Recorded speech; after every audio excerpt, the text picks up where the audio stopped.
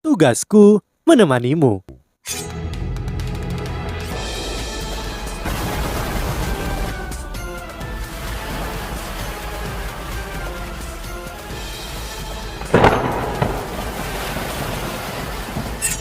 Hai sahabat Pasuk, kembali lagi bersama alur cerita versi novel Solen 2 Sekte Tang yang tak tertandingi. Jangan lupa like, subscribe, dan nyalakan tanda lonceng. Mari kita lanjutkan. Jika kamu gagal, kamu akan menderita konsekuensinya. Ketika Yu Hao mendengar ini, Yu Hao tiba-tiba merasa sebuah gunung dibebankan padanya. Guru Zoyi, namun akan ada siswa senior yang berpartisipasi dalam pertandingan ini juga. Sedikit senyum muncul di mata Guru Zoyi. Tidak ada gunanya berbicara denganku tentang ini, karena saya hanya menyampaikan pesan mereka. Jika kamu punya nyali untuk berunding, berundinglah dengan Dekan Yan Shaoze dan Dekan Xianlin Sekarang kembalilah ke kelasmu. Yu Hao segera menjadi kecewa. Meskipun dia merasa yakin dengan kemampuannya, dia akan bersaing melawan sekelompok murid inti senior. Tidak usah menghitung siswa lain yang belum dia kenal. Bebe, Susanshi, dan Jiang Nanan juga berada dalam kategori 15 tahun. Mereka bertiga memiliki 4 cincin jiwa. Dia benar-benar tidak berpikir bahwa dia bisa bertarung melawan seniornya dengan 4 cincin jiwa. Bahkan jika dia memiliki jiwa bela diri pamungkas. Begitu dia meninggalkan ruangan, dia melihat Wang Dong dan Xiao Xiao menunggunya. Mengapa Guru Zoyi memintamu tinggal? Wang Dong bertanya dengan rasa ingin tahu. Yu Hao memberitahu mereka apa yang Guru Zoyi katakan dengan ekspresi tertekan di wajahnya. Wang Dong dan Xiao Xiao saling memandang dengan cemas, kemudian mereka secara bersamaan menepuk pundaknya. Kamu sebaiknya mengandalkan dirimu sendiri, bukan pada kita. Yu Hao penuh dengan ratapan menjawab, apakah kalian masih manusia? Kalian bahkan tidak menghiburku. Wang Dong tertawa nakal dan berkata, siapa yang memintamu menjadi murid inti dari 2 sekolah? Siapa yang memintamu untuk menunjukkan kinerja yang luar biasa dalam tes kemajuan dan bahkan memiliki jiwa bela diri pamungkas? Kami akan mendukungmu. Oh benar, aku selalu lupa bertanya padamu, keterampilan apa yang kamu gunakan kemarin yang menyedot semua kekuatan jiwa kita dan melepaskan cahaya hijau gelap itu? Yu Hao mendengus, aku akan membiarkan kalian bersuka cita atas kesusahanku. Karena itu saudara laki-laki ini tidak akan memberikan jawaban atas pertanyaanmu. Yu Hao berbalik dan menuju gedung sekolah. Tebakan penatualin malam itu sudah tepat. Keterampilan yang digunakan oleh Yu Hao saat itu adalah keterampilan tipe domain. Keterampilan tipe domain sama langkahnya dengan jiwa bela diri pamungkas. Keterampilan jiwa tipe domain adalah keterampilan yang mempengaruhi segala sesuatu dalam area tertentu. Itu juga dianggap sebagai keterampilan tipe kontrol dengan peringkat tertinggi. Keterampilan tipe domain Yu Hao berasal dari tulang dada kalajengking giok es yang dikenal sebagai domain es abadi. Berdasarkan kultivasi Yu Hao saat ini masih sangat sulit baginya untuk menggunakan domain es abadi. Dia hanya bisa menggunakan sebagian kecil dari keterampilannya. Jika dia ingin melepaskan sepenuhnya keterampilan domain es abadi, dia harus memiliki setidaknya 7 cincin jiwa. Ketika permaisuri kalajengking giok es dikenal sebagai tirani utara ekstrim, domain es abadinya bisa membekukan lebih dari 1000 mil dalam sekejap. Karena itu, ini adalah salah satu keterampilan asal peringkat tertinggi. Jika Yu Hao ingin menggunakan keterampilan pada tingkat yang sama dengan permaisuri es, dia harus berkultivasi ke tahap yang telah dia lalui. Yu Hao tenggelam dalam kegelisahan sepanjang waktu selama kelasnya. Seberapa banyak dia merenungkan masalah ini, dia tidak bisa memikirkan cara mengungguli murid inti senior. Namun, dia tidak bisa mengeluh tentang apapun. Apalagi dia telah menerima perlakuan istimewa dari akademi selama lelang apresiasi harta. Pada akhirnya Yu Hao hanya bisa mempertaruhkan semuanya dalam pertandingan ini. Ketika Yu Hao pergi ke sekolah senjata roh di malam hari untuk belajar dengan Guru Fan Yu, dia menerima kabar baik. Kali ini, murid inti kedua sekolah akan bersama-sama berpartisipasi dalam ujian. Dengan kata lain, kedua sekolah tidak akan dipisahkan. Di sekolah senjata roh, jumlah murid inti di bawah usia 15 tahun adalah langka. Satu-satunya yang bisa berpartisipasi dan memiliki harapan terpilih adalah He Chaito dan Yu Hao. Guru Fan Yu telah secara langsung menghapus semua siswa yang tidak memiliki kesempatan melewati babak penyisihan. Dengan ini, jumlah peserta semakin menurun, dan karena dia adalah murid inti dari kedua sekolah, Yu Hao bisa menggunakan alat jiwa selama ujian. Ini adalah keuntungan besar untuk kemampuan bertarungnya. Setelah berkonsultasi dengan para profesor dan menerima beberapa petunjuk dari guru Fan Yu, Yu Hao mulai membuat alat jiwa kelas 2 yang cocok untuknya. Dia hanya punya 3 hari untuk menyempurnakan perlengkapannya. Demi menghemat waktu, dia memutuskan membawa semua bagian kerangka alat jiwanya kembali ke asrama dan berencana merakit alat jiwanya dan menjaga Wang Dong yang akan menyerap tulang roh dari pelelangan. Begitu dia membuka pintu kamarnya, dia disambut dengan cahaya emas yang hangat, yang nyaman, yang hampir membuatnya melompat. Dia dengan cepat menutup pintu. Wang Dong dengan sungguh-sungguh memeriksa tulang cahaya emas lengan kiri yang melayang di udara. Dia tampaknya benar-benar asik dengan itu dan bahkan tidak menyadari kembalinya Yu Hao. Yu Hao duduk di sampingnya dan dengan hati-hati mengamati tulang roh. Orang benar-benar dapat merasakan kedahsyatan tulang roh ini hanya dengan berada di dekatnya. Ini benar-benar sebanding dengan 9,5 juta koin emas. Ini tampak seperti matahari buatan yang melayang di tengah ruangan. Cahaya penuh kehangatan menyebar ke setiap sudut ruangan. Selain kehangatannya, cahaya emas juga memancarkan tekanan samar. Yu Hao meletakkan tangannya di punggung Wang Dong, perlahan-lahan menuangkan kekuatan jiwanya, mengaktifkan kekuatan Hao Dong. Setelah tubuh Wang Dong bergetar, dia akhirnya sadar kembali. "Aku di sini, kamu bisa memulai penyatuan." Yu Hao berbisik. "Baik." Wang Dong tidak membuang waktu. Dia mengaktifkan kekuatan Hao Dong, membuat Wang Dong perlahan memasuki kondisi meditasi. Ketika kekuatan jiwa lengan kirinya bersentuhan dengan tulang roh, cahaya emas kemerahan bergegas ke arahnya dan mulai melilit lengannya. Seluruh tubuh Wang Dong ditutupi dengan cahaya emas kemerahan yang bersinar. Dalam proses penggabungan, Hao Dong power tidak selaras. Yu Hao perlahan berhenti menuangkan kekuatan jiwanya. Yu Hao melangkah ke depan Wang Dong. Dia melihat wajahnya yang puas dan Yu Hao merasa ini agak tidak adil. Kenapa sebelumnya saat ia menyatu dengan tulang roh, ia seperti akan mati? Mengapa perbedaannya begitu besar? Idiot! Ini disebut sangat cocok. Tulang roh ini memiliki kecocokan yang sangat tinggi dengan tubuhnya. Karena itu penyatuannya juga akan sangat sederhana dan cepat. Jika kamu merasa ini tidak adil, sekarang kutanya, apa tingkat kultivasimu ketika bergabung denganku? Terlebih lagi, saya masih hidup ketika kita bergabung. Sudah keajaiban kamu bisa berhasil. Permaisuri Es berkata dengan nada kesal. Yu Hao terkejut. Permaisuri Es, Koko Tianmeng, kemana saja kalian berdua pergi? Apakah kalian tidak mendengarku ketika memanggil? Kenapa kalian berdua terus mengabaikanku? Baik ketika dia dan Wang Dong dalam bahaya atau ketika dia berada dalam situasi canggung dengan Ma Xiaotao, dua cincin jiwa cerdas ini bertindak seolah-olah mereka tidak ada. Koko Tianmeng berkata dengan malas, "Jika kamu mengandalkan kami untuk segalanya, bagaimana kamu akan menjadi kuat? Kami dapat membantumu meningkatkan kekuatan, tetapi pada akhirnya yang harus membuat terobosan adalah kamu. Selain itu, semakin banyak kultivasimu meningkat, kamu harus bergantung pada diri sendiri. Jika kamu dapat menyelesaikan masalah sendiri, kami tidak akan campur tangan, dan kamu harus ingat bahwa kami hanyalah cincin jiwa, bukan pengawalmu. Kekuatan kami telah bergabung dengan tubuhmu.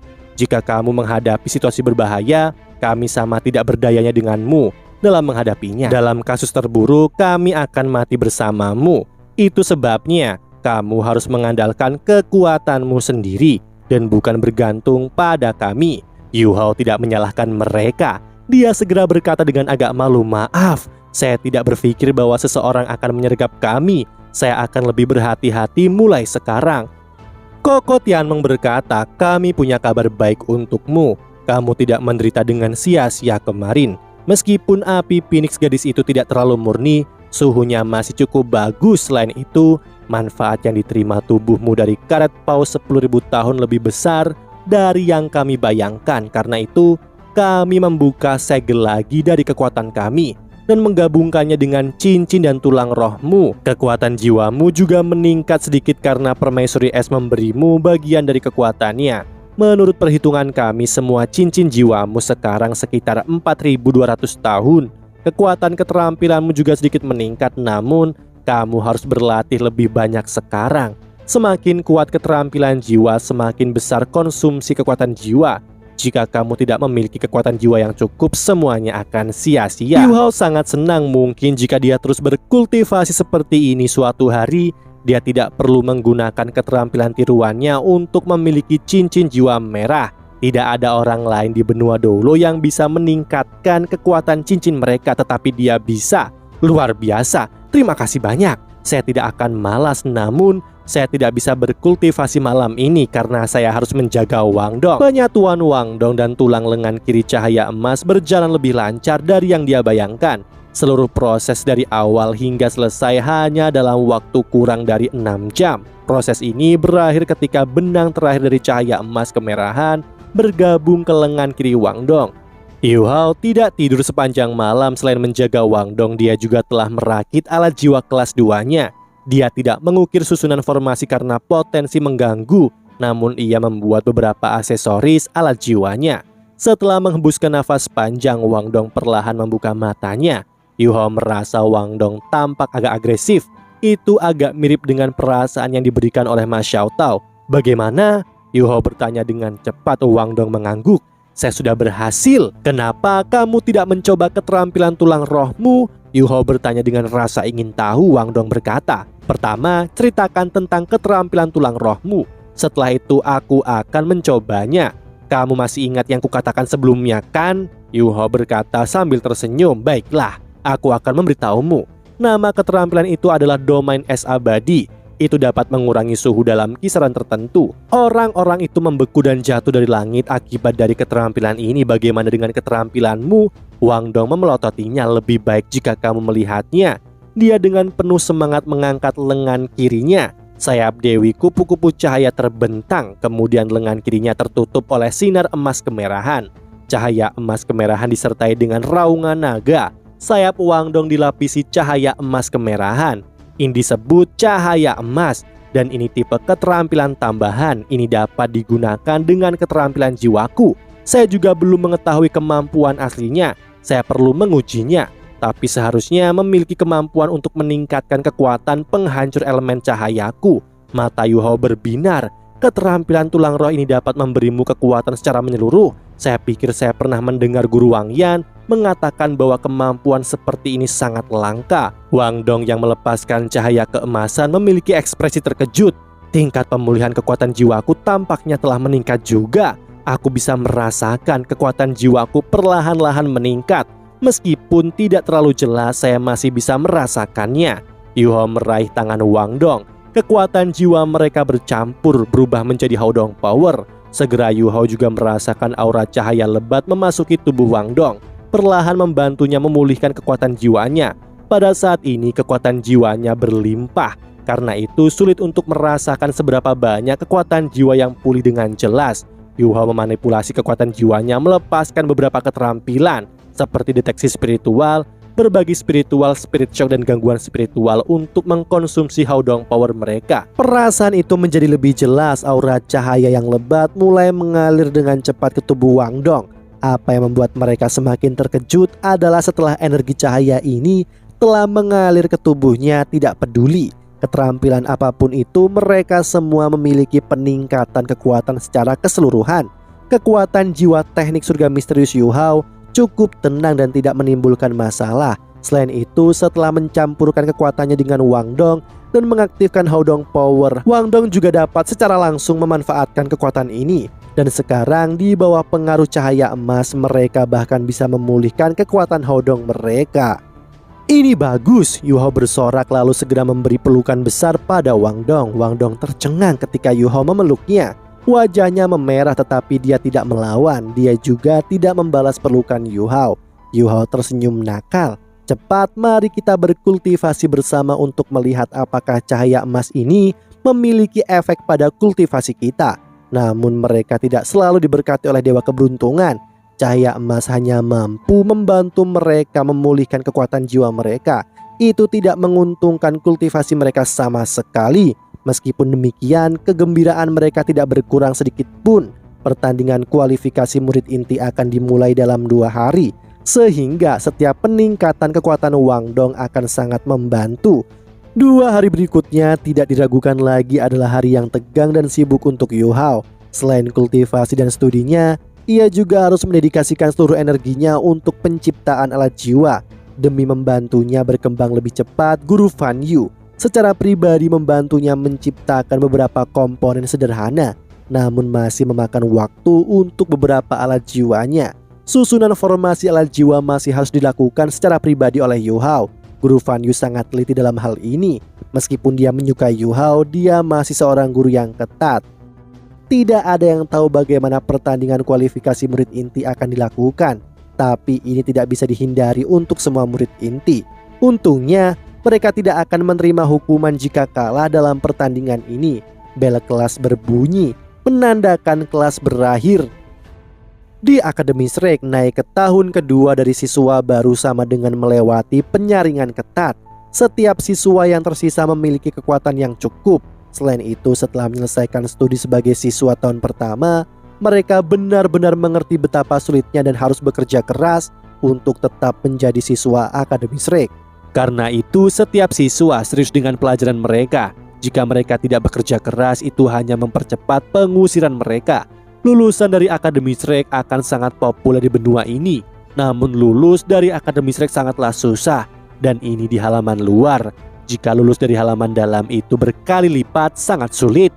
Guru Wang Yan merapikan buku pelajarannya, lalu berkata, "Kalian yang murid inti tetap tinggal. Aku ingin kalian semua mengikutiku ke arena duel jiwa untuk sementara waktu." Waktunya tiba, semangat seluruh murid inti langsung berkobar. Mereka semua tahu bahwa pertandingan kualifikasi akan dimulai, namun mereka tidak mengira ujian akan diadakan setelah kelas berakhir. Jumlah murid inti di generasi Yu Hao sangat banyak, sedikit lebih banyak dari generasi sebelumnya. Kelas 1 saja memiliki 8, dan total keseluruhan ada 12 murid inti.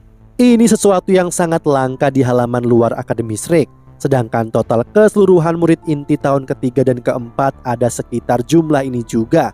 Ketika mereka meninggalkan kelas, Yu Hao segera melihat Dai Wabin, Si Huanyu, Zulu dan Wu Feng meninggalkan kelas mereka juga. Guru Mujin memimpin mereka.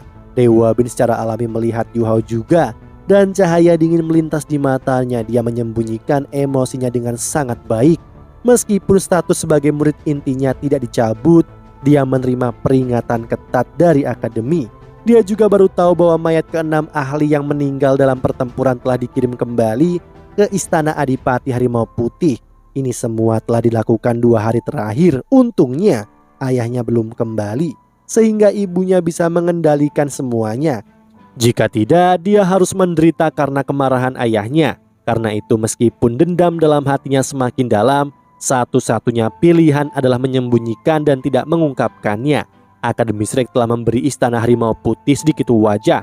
Dai Wabin juga ketakutan ketika menyadari akibat dari tindakannya. Dia tidak bisa menghancurkan masa depannya hanya demi balas dendam kecil. Ning Tian yang sudah lama tidak terlihat melirik Yu Hao. Ke-12 murid inti dari tahun kedua meninggalkan gedung sekolah mengikuti ketiga guru dan menuju ke arena duel jiwa. Yu Hao melihat beberapa wajah yang dikenalinya. Ketika mereka cukup dekat dengan arena duel jiwa, kakak seniornya Bebe, Susanshi dan Jiang Nanan muncul dalam pandangannya. Mereka semua adalah murid inti kelas 5. Yang paling mencolok dari mereka adalah bintang kembar Bebe dan Susanshi. Murid inti dari tahun kelima secara alami tidak terbatas pada mereka bertiga.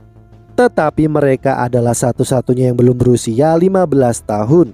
Mereka tanpa diragukan lagi adalah yang terkuat di antara murid-murid inti dari halaman luar. Penatua jiwa sangat umum di halaman luar, tetapi ada sedikit siswa di bawah tahun kelima yang mampu mencapai peringkat 4 cincin. Maju dari penatua jiwa ke leluhur jiwa jauh lebih sulit daripada maju dari Grandmaster jiwa ke penatua jiwa. Posisi ini sungguh cukup untuk menunjukkan bakat luar biasa dari Dai Wabin. Dia bahkan belum berusia 13 tahun, namun dia sudah mencapai peringkat 37. Dia benar-benar berada di garis depan Akademi Shrek. Ini juga salah satu alasan utama mengapa Akademi tidak menyerah begitu saja. Namun jalannya ke halaman dalam sementara disegel. Itu akan tergantung apakah dia bisa meledak dengan kekuatan yang lebih besar, sehingga mengubah keputusan penguasa atas Akademi dan membuka jalannya kembali. Akademi Shrek tidak dimiliki oleh Yu Hao. Memang benar bahwa jiwa bela diri pamungkasnya telah menarik perhatian Akademi, namun Akademi tidak akan mengabaikan bakat lain karena dia tentu saja Dewa Bin masih harus menderita hukuman karena melakukan sesuatu yang jahat. Karena itu semakin sulit baginya untuk memasuki halaman dalam. Pada kenyataannya tidak ada murid inti 4 cincin lain selain kelompok BB. Murid inti tahun ketiga dan keempat mulai tiba secara berurutan, tetapi Hechaito adalah satu-satunya murid inti dari sekolah senjata roh yang datang. Jumlah akhir siswa yang berpartisipasi dalam pertandingan adalah 27, tetapi siswa tahun kedua menempati setengah dari tempat ini. Siswa dari berbagai kelas berdiri di belakang guru mereka. Meskipun tes ini agak misterius dan meskipun tidak ada hukuman jika mereka kalah, siapapun yang bisa menjadi yang cukup berbakat di antara para murid inti lainnya, ini akan menjadi sesuatu yang sangat baik bagi mereka. Dewa Bin berdiri ingin segera mencoba. Dia telah mencapai peringkat 37. Jadi dia tidak takut pada murid inti dari kelompok tahun yang lebih tinggi. Dari sudut pandangnya, ini adalah kesempatan yang bisa dia gunakan untuk membuktikan diri. Meskipun para guru tidak menjelaskan manfaat yang akan mereka terima jika masuk 7 besar, Akademi pasti memiliki motif tersendiri. Pada saat ini, sosok perlahan berjalan menuju arena duel jiwa. Penampilannya memberi kesan bahwa dia bisa jatuh kapan saja. Yu Hao mengungkapkan sedikit keheranan di wajahnya. Bukankah ini penatua Xuan Lao? Demikianlah kisah untuk kali ini. Sahabat Pasuk, jangan sedih, jangan bimbang, apalagi galau. Karena aku kan selalu menemanimu.